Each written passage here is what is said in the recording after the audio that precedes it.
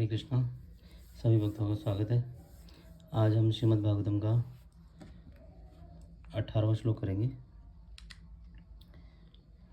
उससे पहले हम मंगलाचरण करते हैं। ओम अज्ञानतिमिरान्धस्य ज्ञानाञ्जनशलाकया चक्षुरुन्मीलितं येन तस्मै श्रीगुरुवे नमः। श्रीचैतन्यमनोभीष्टं स्थापितं येन भूतले स्वयं रूप कदा मह्यं ददाति स्वपदान्तिकम्। वन्देऽहं श्रीगुरु श्रीयुतपदकमलं श्रीगुरुवैष्णवांश्च श्रीरूपं साग्रजातं शगणरघुनाथ अन्वितं तं सजीवं सावधूतं सावधूतं परिजनं सहितं कृष्णचैतन्यदेवं श्रीराधाकृष्णपादान् शगणललित श्रीविशाखान्विताश्च। हे कृष्ण करुणा सिन्धु दीनबन्धु जगत्पते गोपेश गोपिकान्त राधाकान्त नमोस्तुते। तप्त काञ्चन गौरांगी राधे वृन्दावनेश्वरी वृषभानुसुत देवी प्रणमामि हरिप्रिये।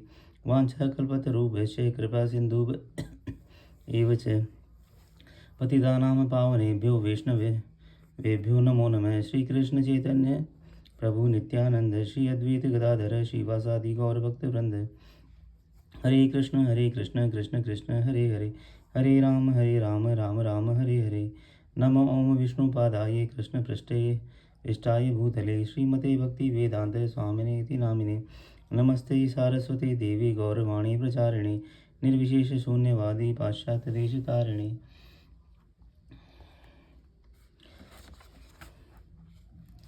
ओम नमो भगवते वासुदेवाय। ओम नमो भगवते वासुदेवाय। ओम नमो भगवते वासुदेवाय। हम 251 करते हैं इसका 18वां श्लोक। अथाख्यायी हरि धीरमन कथा सुबह लीला विदधत श्रीरमी श्री शतमय मायया। हे बुद्धिमान सूत जी, कृपया करके हमसे श्री भगवान के विविध अवतारों की दिव्य लीला का वर्णन करें। परम नियंता श्री भगवान के ऐसे कल्याणप्रद अद्भुत कार्य तथा लीलाएं उनकी अंतरंगी शक्तियों द्वारा संपन्न होते हैं। भौतिक जगतों की सृष्टि पालन तथा संहार के लिए पूर्ण पुरुषोत्तम भगवान स्वयं हजारों रूपों में अवतरित होते हैं और इन विविध दिव्य रूपों में वे जो अद्भुत कार्य करते हैं वे सभी कल्याणप्रद होते हैं।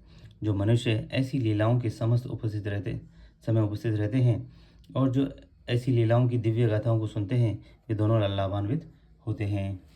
अब इसको एक्सप्लेन करते हैं। तो यहाँ बोल रहे हैं कि हे बुद्धिमान सूत जी, कृपया करके हमसे श्री भगवान के विविध अवतारों की दिव्य लीलाओं का वर्णन करें। तो जो ऋषि इकट्ठे हुए थे नैमिषारण्य में, वो सभी मिलकर जो है सूत गोस्वामी को बोल रहे हैं, है ना। सूत गोस्वामी अपने देखा। सूत गोस्वामी कौन थे? सूत गोस्वामी वो थे जो कि जो राजा परीक्षित थे उनके साथ मौजूद थे जब जो सुखदेव गोस्वामी ने, है ना, जो कि श्री व्यासदेव के पुत्र थे, वो जो राजा परीक्षित को श्रीमद् भागवतम सुना रहे थे। तो इसलिए सूत गोस्वामी उसमें मौजूद थे। तो अब क्या है कि उसको दोबारा उस भागवतम को दोबारा सुनने के लिए सारे ऋषि इकट्ठे हुए नैमिषारण्य में और उन्होंने रिक्वेस्ट की किससे? सूत गोस्वामी से। क्योंकि उनको कहा कि महर्षि सूत गोस्वामी जी, आप उस समय मौजूद थे जब महाराज परीक्षित को सुखदेव गोस्वामी ये सुना रहे थे। तो इसलिए कृपया करके हमें भी भगवान के विविध अवतारों की लीलाओं का वर्णन आप हमें सुनाओ। और परम नियंता श्री भगवान के ऐसे कल्याणप्रद अद्भुत कार्य और लीलाएं उनकी अंतरंगी शक्तियों द्वारा संपन्न होते हैं। तो परम नियंता भगवान जब कोई अद्भुत लीलाएं करते हैं, कोई अद्भुत कार्य करते हैं, तो उनकी जो अंतरंगी शक्तियां हैं उनके द्वारा वो संपन्न होते हैं, ना। तो वो अपनी शक्तियों से इन लीलाओं को वो करते हैं। और मतलब अंतरंगी शक्तियों में जैसे कई उनके जो भगवान के जो कई उनके पार्षद हैं, है ना, भगवान उनको अलग अलग उनको रोल देते हैं। जैसे कि स्टेज पर रोल होता है वैसे भगवान उनको रोल देते हैं, भाई आपको मैं ये लीला करूँगा और आपको और अलग पार्षद को अलग अलग रोल दिया जाता है कि आपको वहाँ पर ये रोल प्ले करना है। तो वो एक तरीके से भगवान की शक्ति, जो पार्षद है वो भगवान की शक्ति है। तो इसलिए उनको बोला गया है कि भगवान की जो अंतरंगी शक्ति है उसके द्वारा ये लीलाएं संपन्न होती हैं। फिर इसका तात्पर्य दिया प्रभुपाद जी ने। भौतिक कार्यों की सृष्टि पालन तथा संहार के लिए पूर्ण पुरुषोत्तम भगवान स्वयं हजारों रूपों में अवतरित होते हैं और इन विविध दिव्य रूपों में वे जो जो अद्भुत कार्य करते हैं वे सभी कल्याणप्रद होते हैं। तो भौतिक जगत की सृष्टि यानी इसको बनाना, फिर इसको पालना और फिर इसको ख़त्म भी कर देना, ये तीनों कार्य भगवान स्वयं अपने हजारों रूपों में करते हैं, है ना। यानी बनाते भी हैं, पालते भी खुद ही हैं और इसको ख़त्म भी भगवान खुद ही करते हैं। इन विविध दिव्य रूपों में जो जो अद्भुत कार्य करते हैं वे सभी कल्याणप्रद होते हैं। तो इन अलग अलग रूपों में भगवान जो भी कार्य करते हैं वे सभी क्या होते हैं, कल्याणकारी होते हैं। और फिर इसमें यहाँ बताया गया है कि जो मनुष्य ऐसी लीलाओं के समय उपस्थित रहते हैं और जो ऐसी लीलाओं की दिव्य गाथाओं को सुनते हैं वे दोनों लाभान्वित होते हैं। और ऐसे मनुष्य जो इस समय उपस्थित रहते हैं और जो उनकी गाथाओं को सुनते हैं वे दोनों ही क्या होते हैं, लाभान्वित होते हैं। फिर है इसका 19वां श्लोक करते हैं अपन।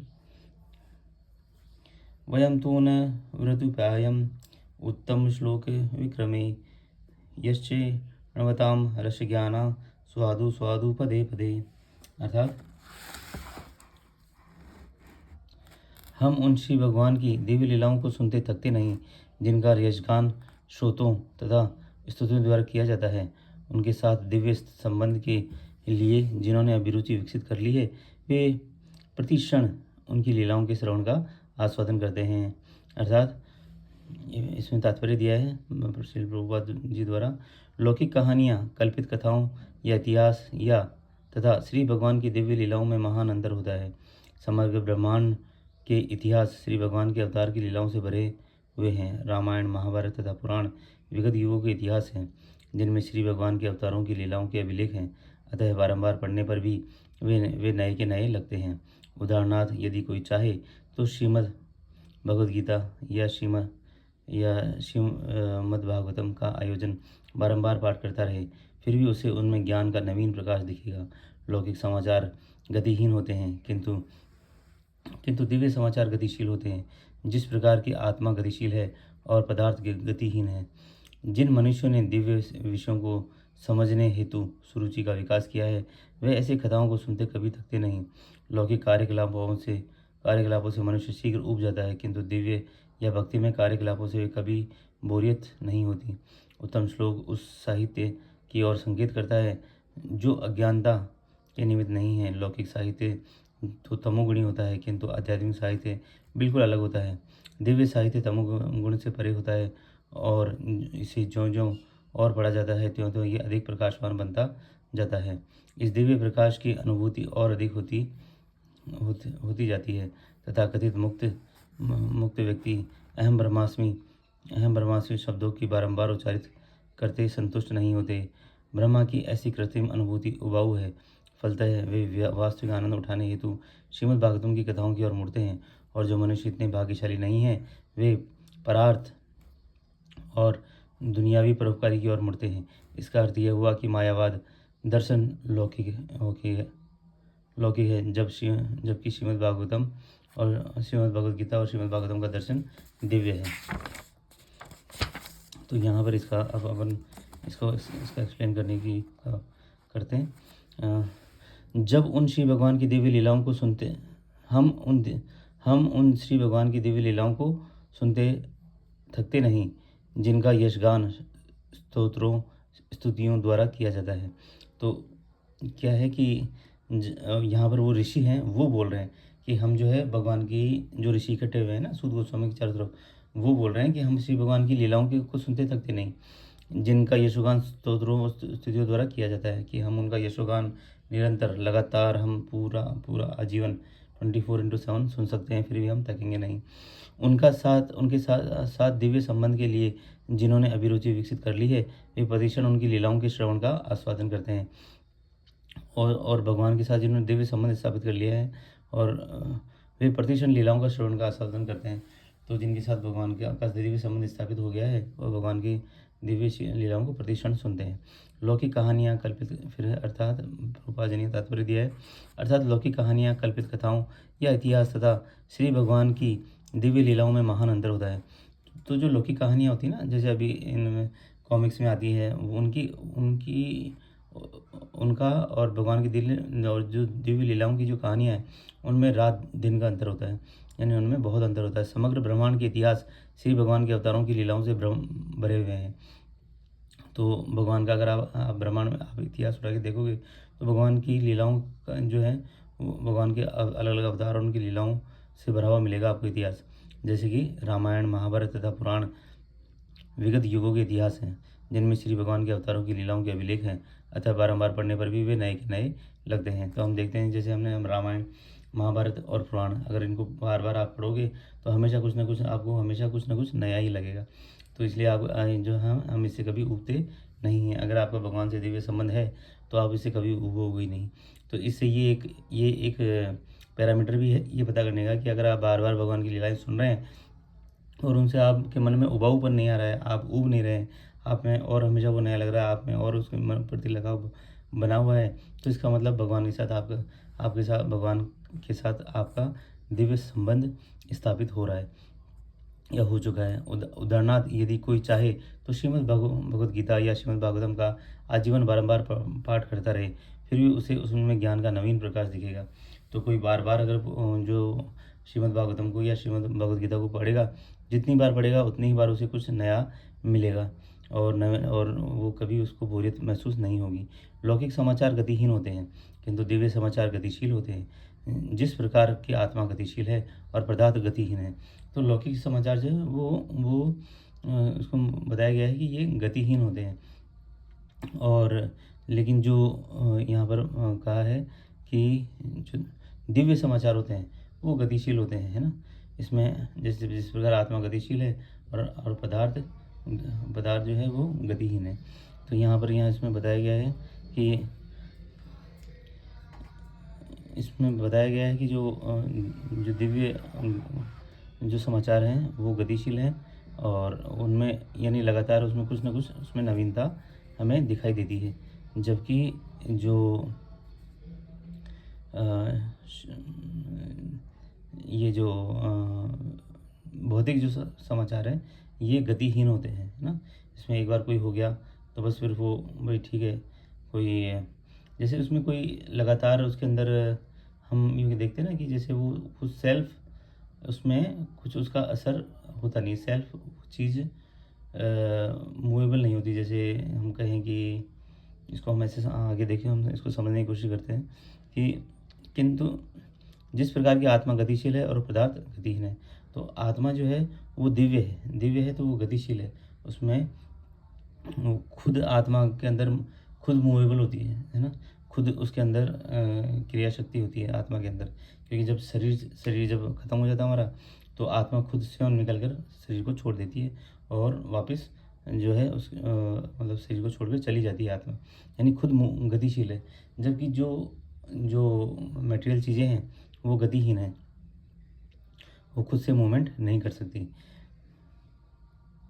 जिन मनुष्यों ने दिव्य विषयों को समझने हेतु सुरुचि का विकास किया है, वैसी कथाओं को सुनते कभी थकते नहीं। तो जिन मनुष्य ने जो है कुछ मनुष्य जो भक्त जो होते हैं वो भगवान के प्रति जो कि दिव्य लीलाएँ हैं इनको सुनने के लिए सुरुचि का विकास करते हैं और इनको सुरुचि का विकास करते हैं। और इसका विकास जब हो जाता है तो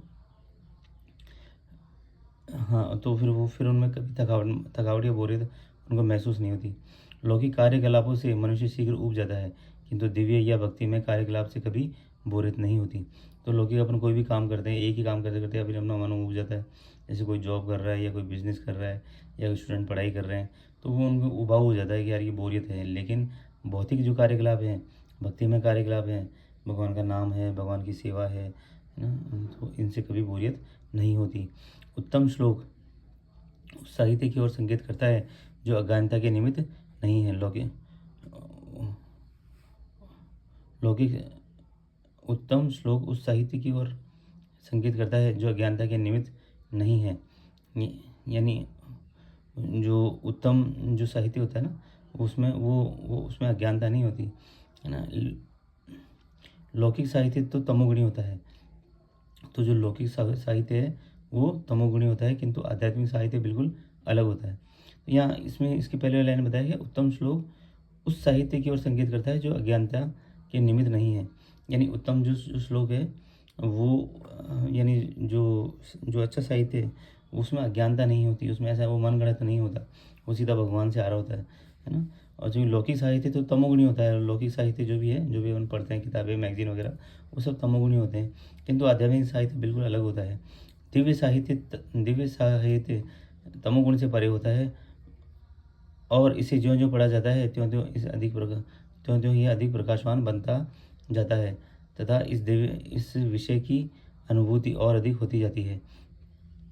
इस दि तो यहाँ है कि तमोगुण जो है वो आप जो ये भौतिक साहित्य है ये तमोगुणी होता है, जबकि साहित्य को आप जितनी बार पढ़ोगे उतनी ही बार आपको कुछ नया यहाँ मिलेगा, नया कुछ सीखने को मिलेगा।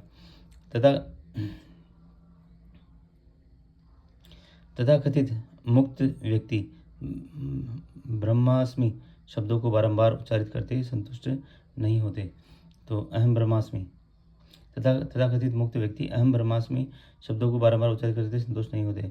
ब्रह्मा की ऐसी कृत्रिम अनुभूति उबाऊ है और फलतः वे वास्तविक आनंद उठाने हेतु श्रीमद् भागवतम की कथाओं की ओर मुड़ते हैं। तो जो ऐसे हैं, जो यहाँ है तथाकथित मुक्त व्यक्ति हैं, वो खुद को भी भगवान मानने लग जाते हैं, खुद को भी भगवान का अवतार या भगवान का रूप घोषित करते हैं। तो वो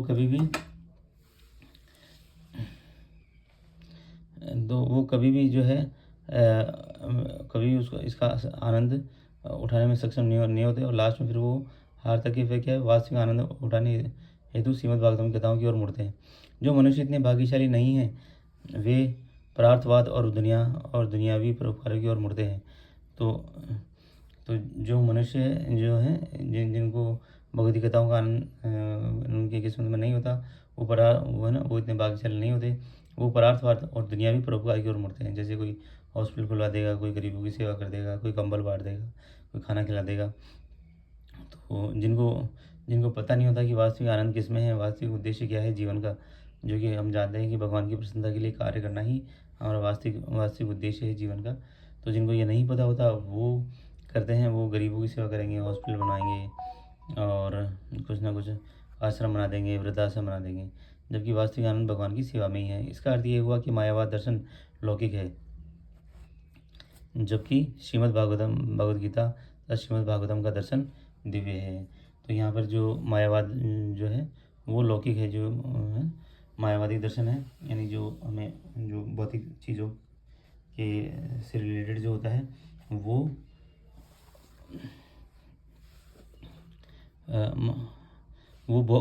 जो मायावादी दर्शन है वो लौकिक है, वो भौतिक आधार पर है।